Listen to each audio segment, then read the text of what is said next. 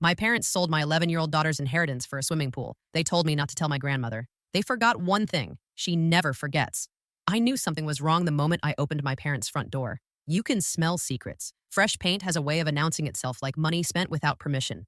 Ira was already halfway inside, her backpack hanging off one shoulder, her fingers tapping an invisible rhythm against her leg. She had been waiting all week for this visit. Not because she liked my parents' house, because her cello lived here. The cello belonged to her great-grandmother, Sharmila Rao. It was old, valuable, alive in a way objects rarely are. Ira didn't see a price tag, she saw history. She saw herself. Is great-grandma here today? Ira asked, tightening her ponytail like she could hold the world together with elastic. No, I said, but we'll call her later. Ira smiled anyway. Hope has a way of ignoring facts. We walked down the hall toward the music room. The door was open. The humidifier was still humming. The stand was still there. The corner where the cello case always rested was empty. Ira stopped. She didn't scream. She didn't cry. She just stared.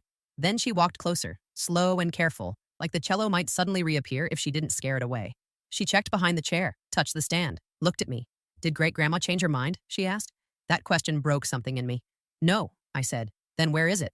I didn't answer, because somewhere deep inside, I already knew. I left Ira in the room and walked into the kitchen. My mother, Nandita, stood by the counter holding coffee like she was holding the family together. My father, Suresh, sat scrolling through his tablet. My sister, Kavya, lounged on a stool sipping something green and expensive. Where's Ira's cello? I asked. My father didn't even hesitate. We sold it. The word landed wrong, heavy, final. You sold it? I said. It was valuable, he replied calmly. And unused. Kavya laughed. She's a kid. My mother added, we did something nice for the children. The children, I repeated. Outside, machinery roared. A pool, built with something that never belonged to them. I went back to Ira and took her hand. We're going home, I said. She nodded. No argument. No tears. Just quiet. And that scared me more than anything. That night, Ira practiced on the borrowed student cello her teacher kept for emergencies. The sound was thin, hollow, like it didn't believe in itself yet.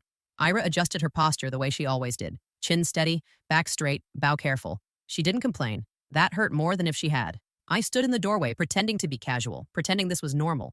Ira stopped playing and looked at her hands. I can still practice, she said softly. It's just harder. I know, I replied. She hesitated, then said the sentence that settled into my bones and refused to leave. Maybe great-grandma didn't mean for it to be mine yet.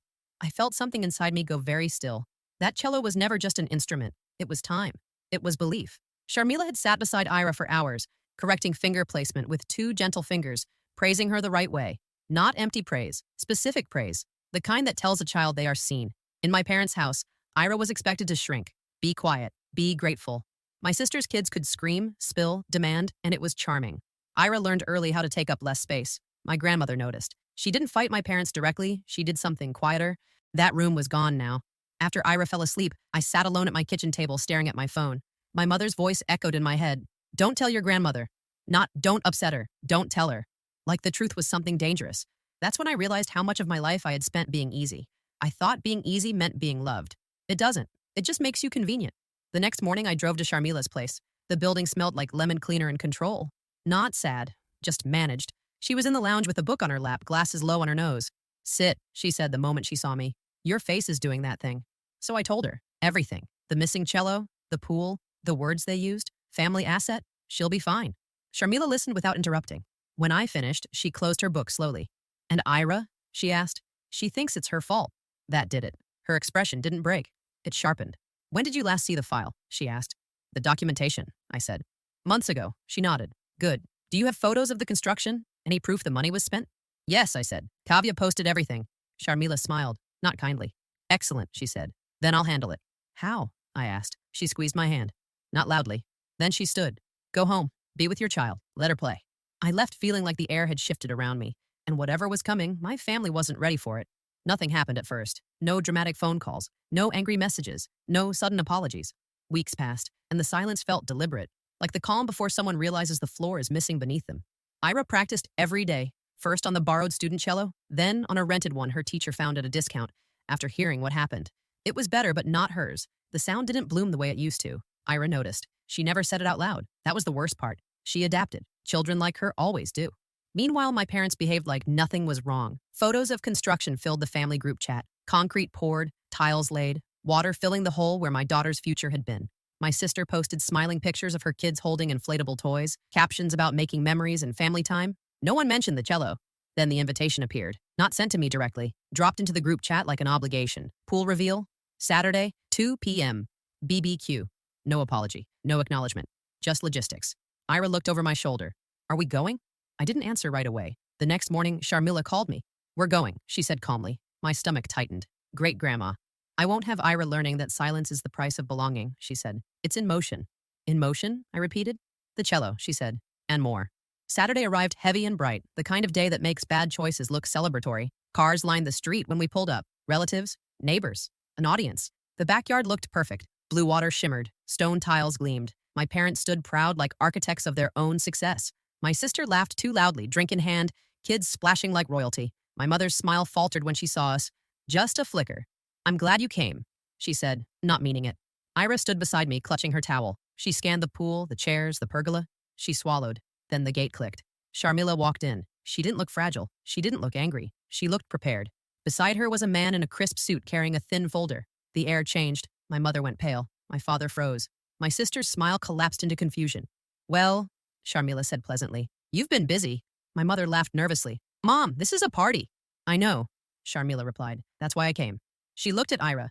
Ira straightened instantly like her body recognized safety. I heard you sold the cello, Sharmila said. My mother tried to explain. My father tried to minimize. My sister tried to deflect. Sharmila raised a hand. The cello was held in trust for Ira, she said evenly. It was never yours to sell. Silence spread through the yard. My father stammered. We didn't know. Correct, Sharmila said. You didn't. The man beside her stepped forward. It was recovered this morning, he said quietly. Ira gasped. Just once. Sharmila turned to her. You did nothing wrong, she said. And in that moment, I knew this wasn't about revenge. It was about truth finally being louder than entitlement. The silence didn't break all at once. It cracked slowly, like ice under too much weight. Someone laughed nervously. Someone else looked down at their drink like it suddenly required deep study. The pool water kept shimmering, completely unaware it had been built on something stolen. My sister Kavya was the first to react. That's not possible, she said, sharp and loud. It was sold legally. Sharmila turned her head slightly, just enough to look at her. Legally requires ownership, she replied, calm, precise. You never had it. My father found his voice next. Where is it? He asked, as if the answer might save him. Safe, Sharmila said. And insured. Ira's fingers tightened around my hand. I felt her trembling now that she finally had permission to feel something. The man beside Sharmila, Mr. Dev Malhotra, opened his folder. He didn't rush. People who know they are right never do. You sold an asset held in trust, he said evenly. The proceeds were used for unauthorized renovations. My mother shook her head. This is ridiculous. We were improving the house. Sharmila tilted her head. You improved your comfort with money that wasn't yours, in a house you don't own. That was when it hit them, all at once. My parents had lived in that house for years. They acted like owners, made decisions like owners, treated everyone else like guests. But the truth had always been there, quiet and inconvenient. The house belonged to Sharmila. My mother stepped back as if the ground had shifted. You wouldn't, she whispered. You can't. Mr. Malhotra extended the papers. Notice to vacate, 60 days. The words hung in the air. Heavy, final. My sister exploded. You're doing this over a cello? Sharmila's eyes hardened. I'm doing this because you taught a child that her future was negotiable. Ira pressed her face into my arm. I wrapped myself around her without looking away. My father tried reason. My mother tried tears. My sister tried anger. None of it worked. Sharmila didn't raise her voice. She didn't explain herself twice. 60 days, she repeated. People began leaving quietly. Goodbyes were rushed. Children were called out of the pool. The party dissolved the way lies always do when they're exposed. Kavya stormed inside. My mother stood frozen. My father stared at the ground. I looked at them then, really looked, and for the first time, I didn't feel small. I didn't feel like the difficult one. I felt finished. Ira tugged my sleeve. Mom, she whispered, do I really get it back? Sharmila knelt in front of her. Yes, she said gently. It was always yours. Ira exhaled, a sound like relief finally finding a way out. As we walked back to the car, the pool sat behind us, perfect and useless and silent, built for children who were never told no, and paid for by stealing from one who had been taught to stay quiet. Not anymore. The cello came home the next morning. It arrived in a hard black case that looked like it had seen too many hands and trusted none of them. The delivery driver asked for a signature. My hand shook when I signed. Ira stood so close to me, her shoulder pressed into my side like she was afraid it might disappear again if she blinked. Sharmila opened the case with her. Slowly, carefully, like this mattered. Because it did.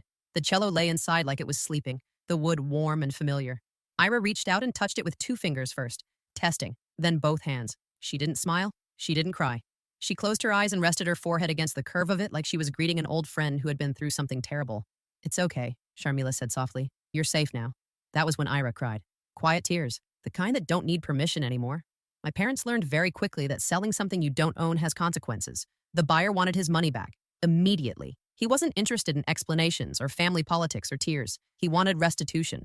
The word entered my parents' lives like an illness they couldn't shake. They tried bargaining, then blaming, then rewriting history. Kavya suddenly remembered she had warned them. My mother suddenly remembered she had been uncomfortable with the idea. My father suddenly remembered nothing at all.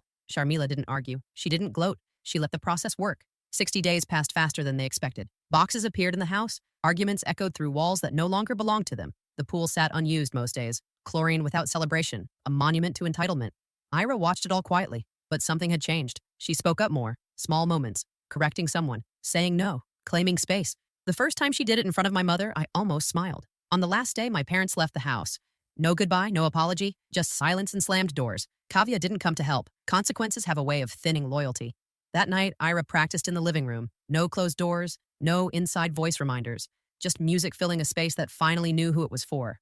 A month later, Ira auditioned for the regional youth orchestra. She walked in with her cello and her shoulders back. She played like someone who knew she deserved to be heard. She got in. Sharmila updated her plans quietly. Paperwork, trusts, protections. She slid a folder across my table one evening and said she was putting the house into a trust. For Ira. For the future. So no one could ever take from her again. We moved in together not long after. No ceremony, just keys and boxes and relief. The house felt different without the noise of entitlement. Quieter, lighter. Sharmila moved back too. Not as someone being managed, as someone who belonged. On the first evening, Ira played while Sharmila listened. Not correcting, not teaching, just listening. Music filled the room. Honest, strong, unapologetic. And I realized something then. My family didn't lose a house because of a cello. They lost it because they finally met someone who refused to let a child learn that silence is survival. Life settled into something quieter after that. Not perfect, just honest. The kind of quiet that comes when no one is pretending anymore. Ira practiced every afternoon after school. Same time, same chair by the window. Sunlight fell across the floorboards like it approved of what was happening. Sharmila never interrupted. She listened from the kitchen or the hallway, pretending to be busy while never missing a note. I watched my daughter change in small, powerful ways. She stood straighter. She spoke clearer. She didn't apologize before asking questions anymore. When a classmate talked over her, she didn't shrink. She waited, then spoke again, louder, calmer. Once she came home upset because a teacher had dismissed her suggestion during rehearsal. I didn't like it, she told me. So I said something. What did you say? I asked. That I wanted to be heard, she replied simply. I had to step into the bathroom so she wouldn't see my face. Sharmila updated her will with the same precision she used for music. No drama, no speeches, just protection layered on protection. Trusts, boundaries, instructions written clearly so no one could twist them later. You don't announce these things, she told me. You secure them. My parents tried to reach out once. A message, carefully worded. No apology, just nostalgia. I didn't respond. Silence can be a boundary too. Kavya reached out separately. She wanted to see Ira. I said no, not angrily, not dramatically, just no. She didn't argue. That told me everything. One evening, while Ira practiced, Sharmila sat beside me and said something I hadn't expected. I should have acted sooner. I shook my head. You did what you could. She looked at Ira. I saw how she learned to take up less space. I mistook patience for safety. That sentence stayed with me. Spring arrived slowly. Windows opened. The house breathed. Ira prepared for her first orchestra performance. She was nervous, excited, alive. The night of the performance, Sharmila sat in the front row. I sat beside her, gripping my hands together like I was holding my breath for both of us. Ira walked onto the stage, lifted her cello, found her place. She played beautifully. Not perfectly. Honestly. The sound filled the room and didn't ask permission. When it ended, the applause felt like something settling into place. Afterward, Ira ran to us smiling, eyes bright. Sharmila hugged her tightly. I saw something soften in her then, something like relief. Later that night, after Ira went to bed, I stood in the doorway of the music room. The cello rested in its case. Safe. Home. I thought about the pool, about the house, about everything my family lost and everything my daughter gained. Not just an instrument, a voice. The call came on a Tuesday afternoon while Ira was still at school. I recognized the number immediately and let it ring twice before answering. Old habits die slowly. It was my father. His voice sounded smaller than I remembered. Careful, like someone testing thin ice. I just wanted to check in, he said. Your mother's been having a hard time. I said nothing. Silence stretched. I let it. We miss you, he added. And Ira. There it was. Not an apology. A request wrapped in sentiment. She's doing well, I replied. That's what matters. He cleared his throat. Your grandmother has been firm. Firm was one word for it. She's protecting a child, I said. Something you didn't do. He sighed. We made mistakes. Mistakes are accidental. What they did was intentional. You sold something that wasn't yours, I said calmly. And then you told a child she'd be fine without it. Another pause, longer this time. We didn't know it meant so much. I almost laughed. Instead, I closed my eyes. It meant everything, I said. You just weren't looking. After that, I ended the call. When Ira came home, she noticed my quiet. Did someone bad call? She asked. No, I said. Someone old. She nodded like she understood. Kids always do. Later that week, a letter arrived, handwritten. My mother's handwriting was unmistakable, tight, controlled, emotional only where it benefited her. She wrote about family, about how things used to be, about how hurt she was. She never once mentioned the cello. I folded the letter and placed it in a drawer, not to reread, just to acknowledge it existed. Sharmila noticed. You don't have to keep it, she said. I know, I replied, but I want to remember what absence looks like. Ira's orchestra rehearsals intensified. She came home tired and glowing. Music filled the house in waves, sometimes fast and sharp, sometimes soft and aching. One night, she stopped mid-practice. Mom, she said, can I ask you something? Always. Why did they sell it? The question was quiet, honest, heavy. I chose my words carefully. Because they saw value, I said, but not meaning. She thought about that. Will they ever see me? She asked. I knelt beside her, met her eyes. They might, I said, but you don't need to wait for that. She nodded slowly. The day of the regional youth orchestra results arrived. Ira hovered near the mailbox like she was guarding it. When the envelope finally came, her hands shook. She opened it, read once, then again. I got in, she whispered. Then she screamed. Sharmila cried openly. I laughed and cried at the same time. Ira jumped between us like joy couldn't decide where to land. That night, Sharmila made tea and said something that surprised me. Your parents will regret this, and she said, not because of the house or the money, because they lost her. I looked at Ira through the doorway, laughing, playing, becoming. Yes, I said, they already have. Summer arrived quietly. No announcements, no drama, just warm mornings and longer evenings and a house that finally felt settled into itself. Ira's orchestra rehearsals moved to the city. That meant buses and schedules and packed lunches. It also meant independence. She learned which seat had the best light, which conductor liked questions, which kids listened, and which ones only waited to talk. I watched her from a distance the way you're supposed to, close enough to catch her if she fell, far enough to let her run. One afternoon, she came home thoughtful. Mom, she said, some of the kids asked why I live with great-grandma. I looked up from the counter. What did you say? That families can change, she replied, and that sometimes change is good. I smiled. That's a good answer, she shrugged. It's true. Sharmila overheard from the living room. Later, she said, she understands more than people think. I know, I replied. That's what scares me sometimes. Sharmila shook her head. No, that's what will save her.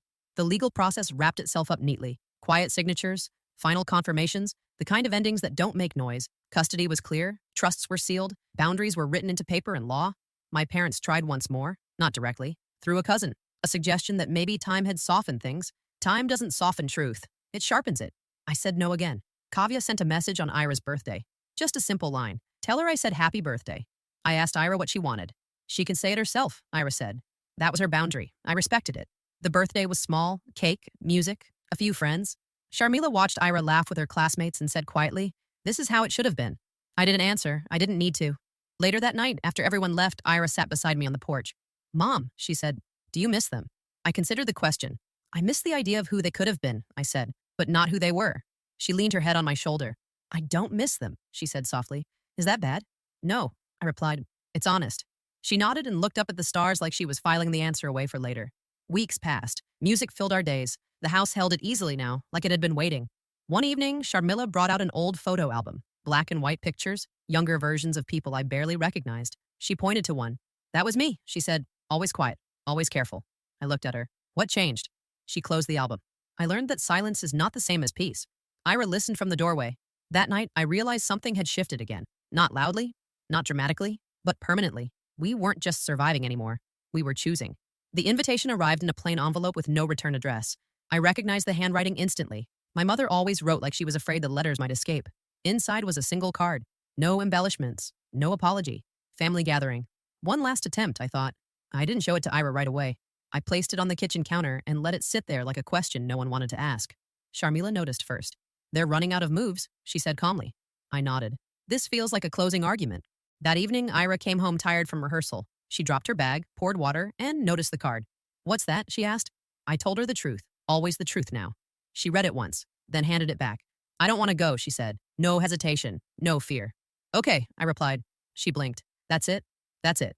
She smiled. Not big, just relieved. The next day, the phone rang again. My mother this time. Her voice trembled with something that almost sounded like sincerity.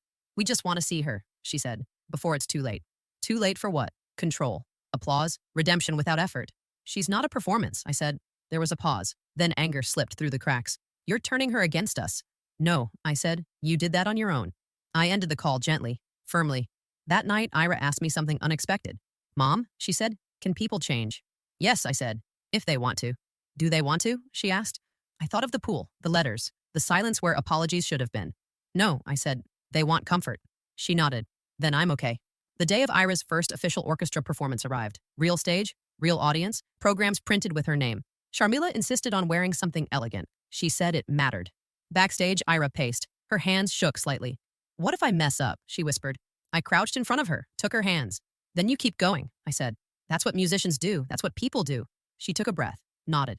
When she walked on stage, something inside me finally unclenched. Not because she was perfect, because she was visible. She played beautifully, not flawless, human, confident. The applause was real, earned, loud. Afterward, a woman approached us, a teacher, a mentor. She looked at Ira with respect. She has presence, she said. That can't be taught.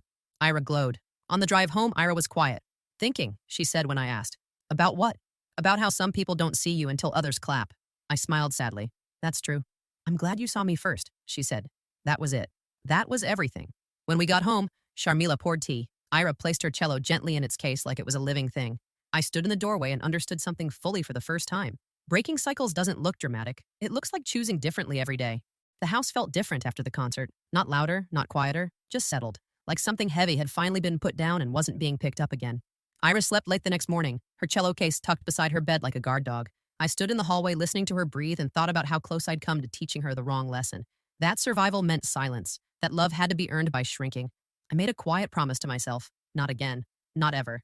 Sharmila was already awake, reading at the kitchen table. She looked up and smiled. She played with courage, she said. Yes, I replied. She always has. We didn't talk about my parents. We didn't need to. Some chapters end without commentary. A week later, the house officially transferred into the trust. Final papers, final signatures, no drama, no audience, just certainty. My phone buzzed that evening. A message from my father. Short. Careful. I hope she's happy. I stared at the screen for a long moment before replying. She is. Nothing else. No invitation, no explanation. Just truth. Ira came home that day with a flyer from school. A chamber group was forming. Smaller, more intimate. They asked if I'd audition, she said, trying to sound casual. You want to? I said. Yes. Then do it. She smiled like permission still surprised her. That night, as she practiced, I sat on the porch with Sharmila. You know, she said, they'll tell this story differently. I know, I replied. They already are. She nodded. Let them. Inside, the music swelled and dipped and rose again. It didn't sound like pain anymore. It sounded like ownership. Months passed. Seasons changed. Ira grew. Not just taller, braver. She corrected teachers when needed. She chose friends carefully. She laughed loudly. Once, she asked if she could invite Sharmila to a school event instead of me because she makes people nervous in a good way. I laughed. Sharmila pretended not to be pleased. She was. On Ira's 12th birthday, we sat together eating cake. No big crowd, just us. I feel lucky, Ira said suddenly. For what? I asked. For being believed, she said. That sentence stayed with me longer than any apology ever could have. Later that night, after candles and hugs and music, I stood alone in the living room. The cello rested in its stand. The house hummed with quiet. I thought about the pool again. The way they built something temporary with something sacred. The way they mistook money for meaning. They lost more than a house. They lost a future they never noticed they were holding. We didn't lose anything. We gained clarity, safety, a child who knew she mattered, and that was enough, more than enough.